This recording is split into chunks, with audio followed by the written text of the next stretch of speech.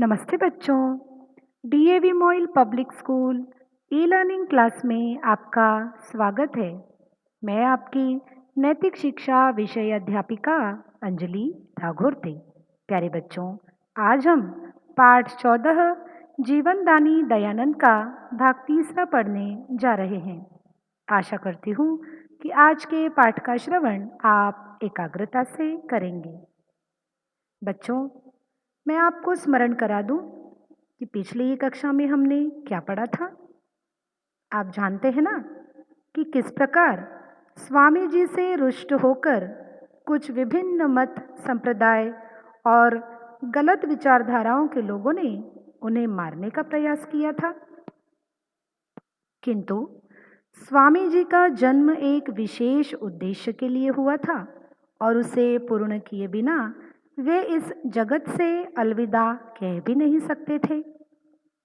आइए प्रारंभ करते हैं भाग तीसरा।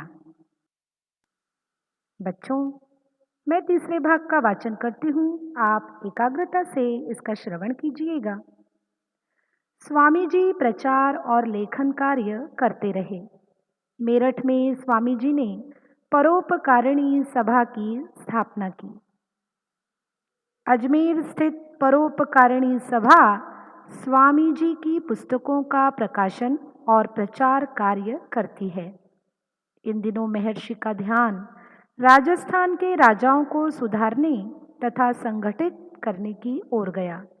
इस उद्देश्य की पूर्ति के लिए स्वामी जी अजमेर में आर्य समाज को स्थापित करके रियासत मसूदा, रायपुर, बनेड़ा, चित्तौड़ व शाहपुर गए। बंबई में फिर पहुंचने पर स्वामी जी ने कृषि प्रधान देश की खुशहाली एवं स्वास्थ्य के विचार से गोरक्षा आंदोलन को जन्म दिया। गो करुणानिधि पुस्तक इन्हीं दिनों लिखी गई है। इस पुस्तक का नाम पिछली कक्षा में भी आप सुन चुके हैं। स्वामी जी गो हत्या बंद कराने के लिए महारानी विक्टोरिया को 1 करोड़ भारतीयों के हस्ताक्षर वाला आवेदन पत्र देना चाहते थे, जो उनके असामयिक निधन के कारण न हो सका। बच्चों, यहाँ पर ध्यान देने वाली बात है कि विभिन्न सभाओं का, जैसे कि यहाँ पर उल्लेख हुआ है परोपकारिणी सभा, विभिन्न सभाओं का जो उद्देश्य था वह बहुत ही महान था। ये सभाएं यही चाहती थी कि लोग इकट्ठा हों और उनमें एकता की भावना निर्माण हो।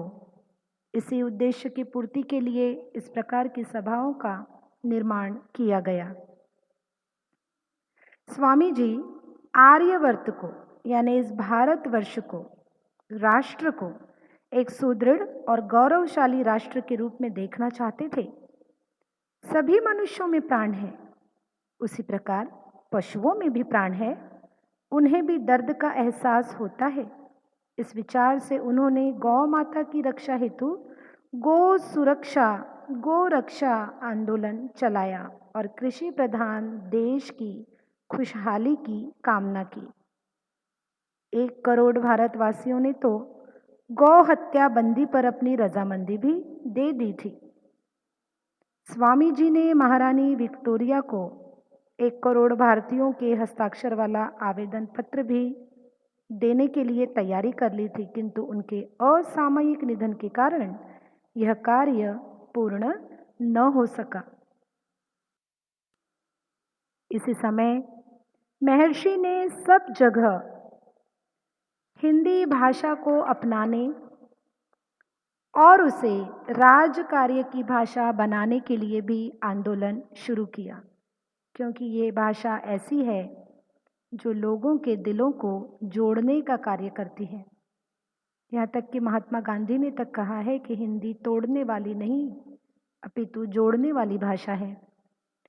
वे हिंदी को आर्य भाषा के नाम से पुकारते थे और आर्य का अर्थ है अच्छा, धार्मिक, हिंदू, सच्चा। वे चाहते थे कि सभी भारतीय संस्कृत तथा हिंदी, इन दोनों भाषाओं को अवश्य पढ़े और संस्कृत तो हिंदी की जननी है। उदयपुर के महाराजा पर ऋषि के उपदेशों का बड़ा अच्छा प्रभाव पड़ा। उन्होंने स्वामी जी से छंद शास्त्र, मनुस्मृति, राजधर्म और संस्कृत व्याकरण भी सीखा था। उदयपुर से स्वामी जी जोधपुर पहुंचे। वहां का राजा जसवंत सिंह दुर्व्यसन में फंसा था। स्वामी जी अपने उपदेशों में क्षत्रियों के चरित्र शोधन, राजधर्म, गोरक्षा की आवश्यकता तथा ब्रह्मचर्य का पालन इस पर बल देते थे। एक दिन उन्होंने राजा से स्पष्ट कह दिया कि तुम क्षत्रिय हो, नीच कर्म क्यों करते हो। यहाँ पर स्वामी जी ने आर्यवर्त में रहने वाले उस प्रत्येक जनमानस को उपदेश दिया, चाहे वो जमीन से जुड़ा हुआ इंसान हो या काफी अमीर इंसान हो, वह चाहे तो रंक हो या चाहे तो राजा हो। उन्होंने हर किसी मानव मात्र को उपदेश दिया कि जो तुम्हारा कर्तव्य है तुम उसे पहले पूर्ण करो। यदि तुम क्षत्रिय हो तो लोगों की रक्षा करो, नीच कर्म मत करो। इसीलिए यहाँ एक उदाहरण दिया गया है राजा जसवंत सिंह का, जो बुरी लतों में फंसा हुआ था, व्यसन में फंसा हुआ था। वह अपने क्षत्रिय धर्म को भूल गया था। उसका चरित्र धीरे धीरे समाप्त हो रहा था, अशुद्ध हो रहा था। बस उसे स्वामी जी ने याद दिला दी कि तुम क्षत्रिय हो, नीच कर्म क्यों करते हो। स्वामी जी के ये शब्द उनकी एक सेविका को चुभ गए। उसने स्वामी जी को उनके रसोइये जगन्नाथ के हाथ से विष दिलवा दिया। देखा बच्चों, यही तो होती है अंधी भक्ति। यहाँ कोई जानने को ही तैयार नहीं था कि स्वामी जी कितना महान कार्य करने के लिए जा रहे हैं। वे अंधे हो चुके थे अपने राजा की भक्ति में, मोह माया में डूबे हुए थे। वे समझ ही नहीं पा रहे थे कि स्वामी जी का जन्म एक विशिष्ट उद्देश्य के लिए हुआ है। ऐसा उद्देश्य जो भारतवर्ष को सारी दुनिया में ऊंचाई के मुकाम पर लेकर जा सकता है। आधी रात को ऋषि की आँख खुली। वे समझ गए कि मुझे विष दिया गया है। जगन्नाथ ने अपना अपराध स्वीकार कर लिया। क्षमाशील ऋषि ने उसे क्षमा कर दिया और जान बचाने के लिए नेपाल की सीमा में चले जाने को कहा। यानी अपने भारतवर्ष से दूर जाने के लिए स्वामी जी ने बताया कि नेपाल की सीमा में तुम चले जाओ, क्योंकि यहाँ रहेंगे तो जो अनुयायी है स्वामी जी के वे तो इसे छोड़ेंगे नहीं। और मार्ग व्यय के लिए जो भी खर्चा आएगा रास्ते में उसके लिए 25 रुपये भी दे दिए। इसके पहले भी हमने पढ़ा था कि वे दुनिया को कैद करने के लिए नहीं आए थे। वे चाहते थे कि प्रत्येक इंसान स्वतंत्र रूप से इस राष्ट्र में रहे, विचरण करे।